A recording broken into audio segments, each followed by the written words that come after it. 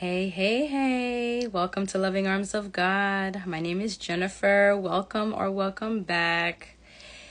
So, guys, I know I've been telling you guys I was supposed to do a video and have a special guest, but the devil is a liar, okay? Technically, we're having difficulties on my guest's end. And he just doesn't want this video to happen. But no weapon formed against us shall prosper. So the video will happen, y'all. It's just going to take some time, but it will happen in God's timing. In the meantime, we're going to get into today's video. And it's about love. Love. So, what is love? Now, you guys know what I'm about to say. It sounds cliche, but it's true. Y'all know I speak the truth on my channel and on my page. What is love? God is love. Love is patient. Love is kind. It does not envy. It does not boast. It is not proud. It does not dishonor others. It is not self-seeking. It is not easily angered.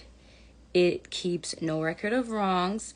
Love does not delight in evil, but rejoices with the truth.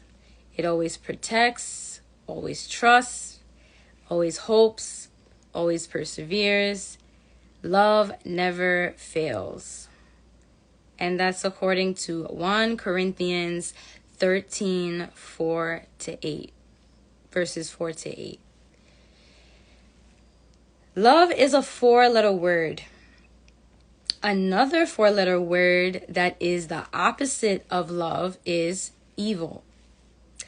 So, how do you know when love is true or real? Love is conditional, unconditional. Love is unconditional, meaning it's without conditions. For example, real love or true love is not saying, oh, I love you because you cook for me. I love you because you give me gifts.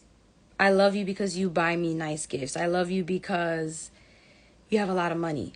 That's not unconditional love. That's conditional love with conditions. God doesn't love us because of something. He loves us in spite of, because of who he is. Now, I'm going to talk about Disney. When I was a little girl, y'all, I loved me some Disney. I still do. But I'm sorry to break it to you. Those Disney movies lied to us, okay? What we saw in those Disney movies is not love. It's fake. It's not real love. Lies. It was all lies. Okay? I hope kids are not watching this, but like, it's true. Those Disney movies are just not realistic. And another thing too, I listen to R&B mainly, besides, Christian music and gospel music and stuff like that. And what I realized when I was younger was that these love songs, a lot of them, they make me laugh. And the reason why they make me laugh is because these love songs be sounding like they're sick or something. These love songs be sounding like love makes them weak. And it's just hilarious. Like, love doesn't make you weak. Love doesn't make you sick. To love, you have to have a lot of strength. Love takes strength. So these love songs are also lies. Okay, I'm just saying. So God's love is perfect. and the kind of love that is beyond us. Now, if y'all didn't know, now you know. I love quotes. And I have a lot of quotes for y'all today by me. Quote number 1. Just because a man is attracted to you doesn't mean that man loves you or will marry you. Take it from experience. Second quote. If a man don't truly love you, like Christ loves the church, he will use you for something. Third quote. Love is not blind, lust is. Fourth quote. Lust is a feeling, love is a decision.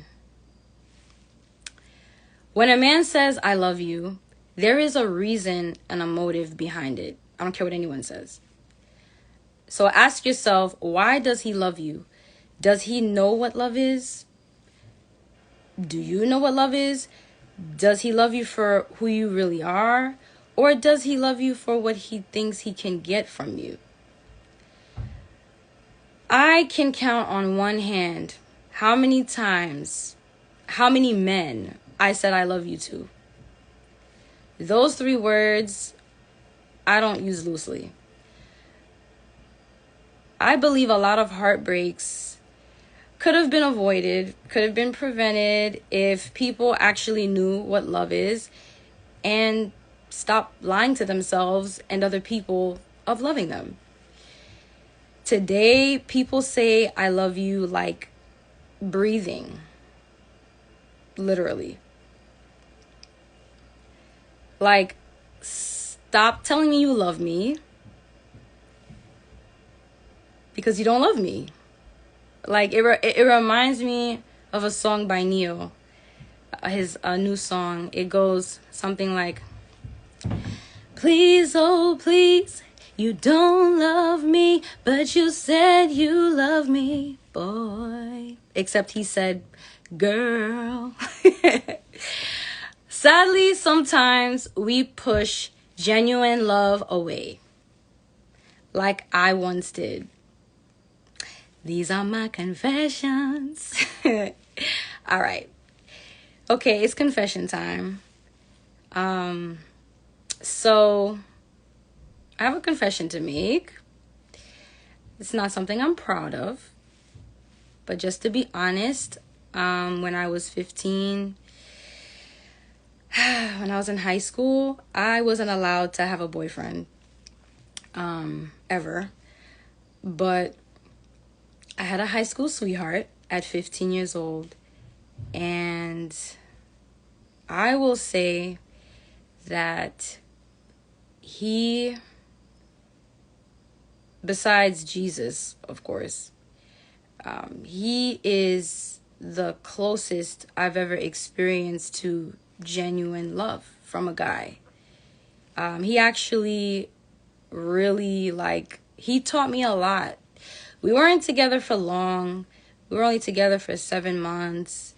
I didn't get to do the normal things that couples do with their boyfriends and with their girlfriends. Like, I wasn't allowed to, really do anything.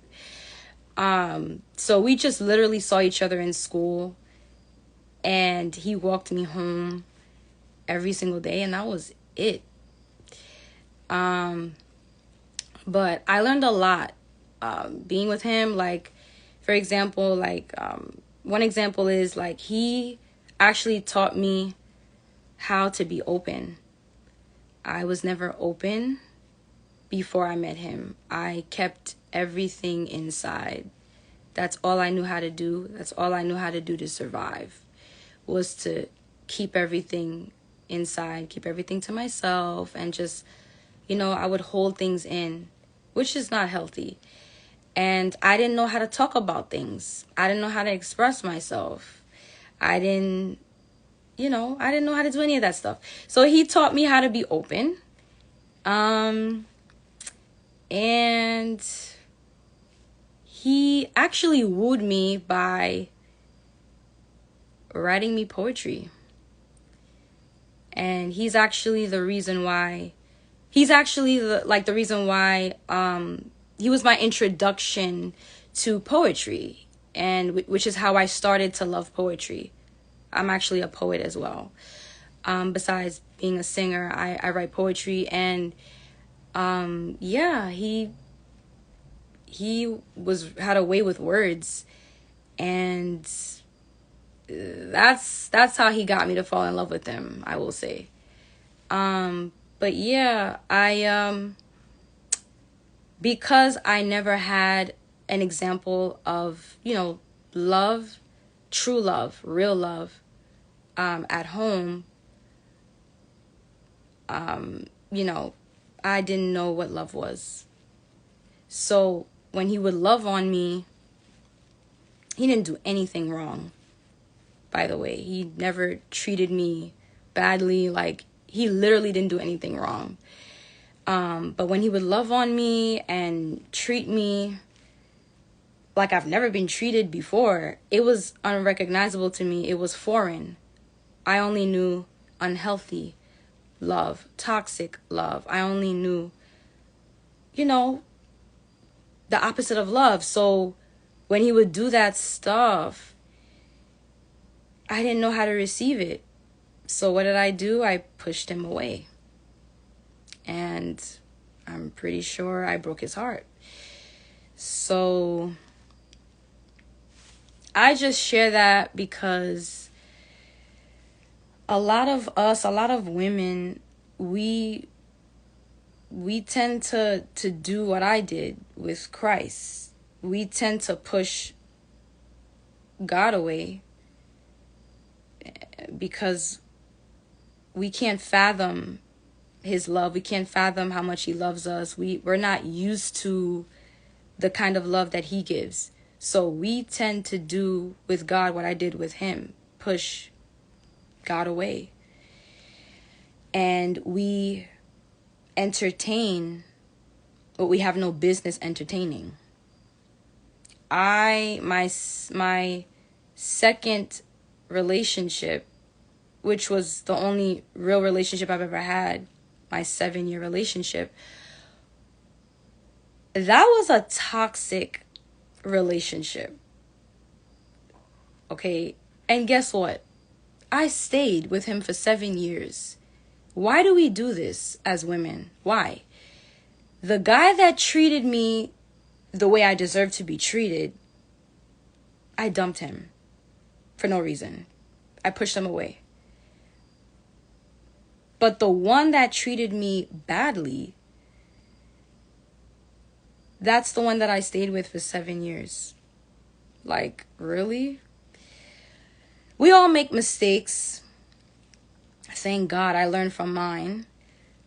But I share that because this is real. This is my story. This is what happened to me. This is what I've experienced. And, I just feel like a lot of us women, we make those type of mistakes of staying with the wrong man because we don't know who we are.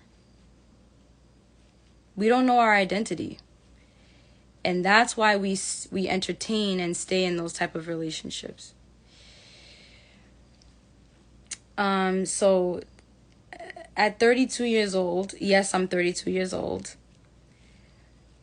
Believe it or not, I'm still learning how to love like Christ.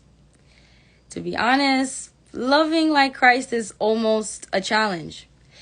At first, when I realized and learned what love really is, I questioned if I really wanted to get married. Not anymore. Acronyms for love. Love overcomes virtually everything. God is synonymous with love. Love is not lust. Love is not obsession. Love is not vanity. And love is not electricity. Love doesn't always feel good. Hence the pain Jesus suffered to save us. But don't get it twisted. Love is not abuse. And I stress that. Love does not always mean you accept. Sometimes it means you must correct. Ladies, always remember, without respect, there is no love. It goes hand in hand. Therefore, a man who doesn't love you won't respect you. Now, God is holy. God has wrath because he hates sin. Sin has a cost, people. Sin had to be paid for. That's why God sent Jesus to pay the cost and to die once and for all to make people right with him. We see evidence of his love every single day. When he wakes us up in the morning, in a sunrise, in a sunset, when a child is born, or when we choose to be kind to one another. God's love is undaunted, undeniable, unfailing, and unrivaled above all else. When we mess up, he's not surprised or let down when we fail. Nothing compares to it. No words can adequately express it. No mind can fully comprehend it. But that doesn't mean we can't accept it, live in it, or receive it. God's love for us isn't dependent upon us loving him back.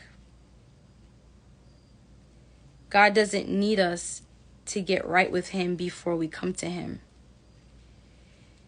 The way we get right with him is to simply come to him. So, love God because he first loved us, which is according to 1 John 4:19. So remember to turn your pain into power. I'll see you guys in my next video. Later.